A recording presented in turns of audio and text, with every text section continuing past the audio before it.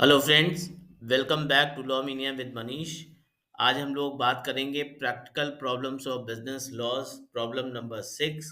इसके पहले हम लोग 5 प्रॉब्लम्स डिस्कस कर चुके हैं। आशा करते हैं आपको समझ में आ रहे होंगे और इंटरेस्टिंग भी लग रहे होंगे।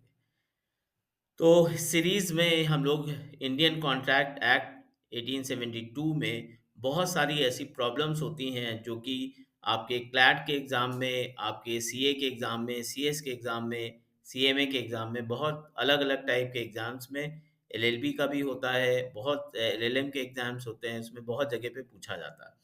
तो ये प्रॉब्लम्स आपको बहुत हेल्प करती हैं क्योंकि कंसेप्ट तो हम लोग समझ लेते हैं, लेकिन प्रॉब्लम सॉल्व करने में कंसेप्ट्स को कैसे अप्लाई करना है, लॉज को कैसे अप्लाई करना है, किन सेक्शन को पढ़ना है, किन केस लॉज को पढ़ना है, क्या लॉ पॉइंट पढ़ने हैं, ये हमें अक्सर प्रॉब्लम क्रिएट करते हैं। तो इसी में मैं कोशिश कर रहा हूँ कि थोड़ा बच्चों के लिए हेल्पफुल हो सके और प्रॉब्लम नंबर 6 पे हम लोग जो है फोकस करते हैं आज।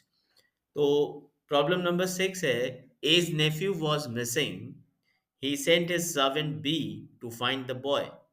In the meantime, A advertised a reward of rupees 500 to anyone who brought back the missing boy. B brought the boy and claimed the reward. Discuss the liability of A. ये question आपके IAS में 1954 में पूछा गया था। मैंने नीचे mention कर दिया है।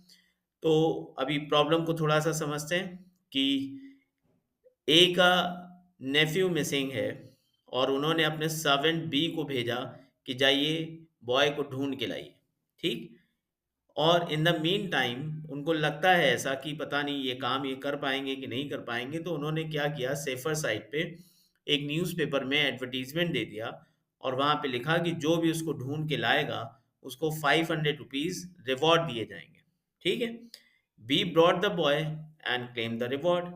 तो बी जो है ढूंढ के ले आए बॉय को और उन्होंने रिवॉर्ड क्लेम किया। अब क्वेश्चन ये है कि whether A is liable to pay और नॉट।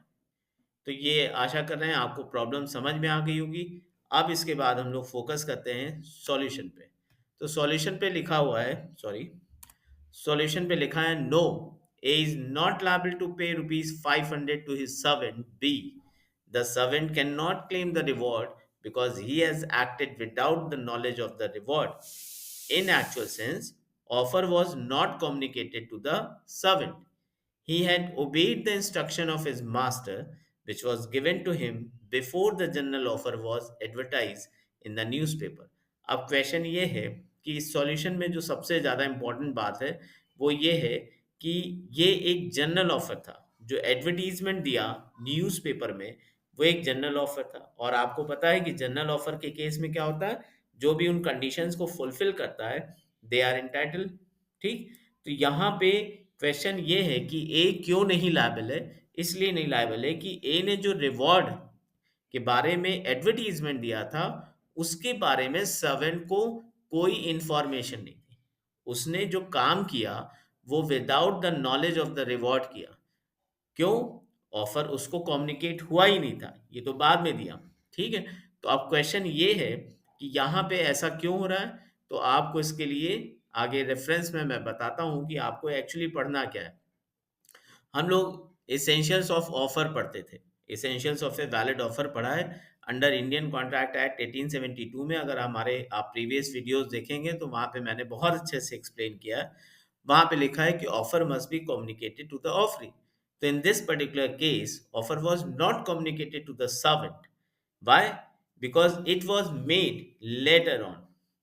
बाद में जो है उस ऑफर को एडवर्टीजमेंट में जनरल ऑफर बना के दिया गया। तो यहाँ पे जो सर्वेंट ने काम किया वो क्यों किया? क्योंकि उसको इंस्ट्रक्शन दिया था उसके मास्टर ने, and he had obeyed the instruction of his master which was given to him before the general offer was advertised in the newspaper. तो इसका कम्युनिकेशन से कोई वही नहीं है, तो उनको कम्युनिकेट नहीं हुआ, तो इस वजह से वो इंटाइटल नहीं है। ठीक। अब क्वेश्चन ये है कि यहाँ पे रेफरेंस, मैं हमेशा हर प्रैक्टिकल प्रॉब्लम में रेफरेंस के बारे में बताता हूँ। तो वहां पे लिखा है offer must be communicated to the offeree. ये लॉ पॉइंट है जो आपको जानना चाहिए। ये कहाँ दिया हुआ है? ये essentials of a valid offer में दिया है अंडर इंडियन कॉन्ट्रैक्ट एक्ट 1872। और अगर कम्युनिकेट नहीं हुई कोई चीज़ आपको, तो आप जो है उसको एक्सेप्टेंस की कोई बात ही नहीं आती, और अगर एक्सेप्टेंस नहीं है, तो फिर आप इंटाइटल नहीं। ठीक? ठीक इससे मिलता-जुलता एक केस है, बहुत ही लीडिंग और बहुत ही famous case Indian contract act का, लालमन शुक्ला वर्सेस गौरीदत्त। 1913 का केस है, मैंने इसका साइटेशन भी दे रखा है, और ये इलाहाबाद हाई कोर्ट का केस है, जिसमें कोर्ट ने ये फाइनल जजमेंट दिया था कि ऑफर चूंकि कम्युनिकेट नहीं हुआ, तो इसलिए सर्वेंट इंटाइटल नहीं है, and A is not liable to pay ₹500 to his servant. ठीक? तो ये दो चीजें आपको पढ़नी है रेफरेंस में, जिससे आपको इस केस के बारे में, इस प्रॉब्लम की सॉल्यूशन के बारे में जानकारी मिलेगी। ठीक है? आशा करते हैं आपको समझ में आया होगा। प्लीज अगर कोई भी डाउट है, तो मेरे से कमेंट बॉक्स में पूछिए, मैं सबके आंसर करूंगा और रिलीजियसली करूंगा। Thank you. Keep learning, keep watching law mania with Manish.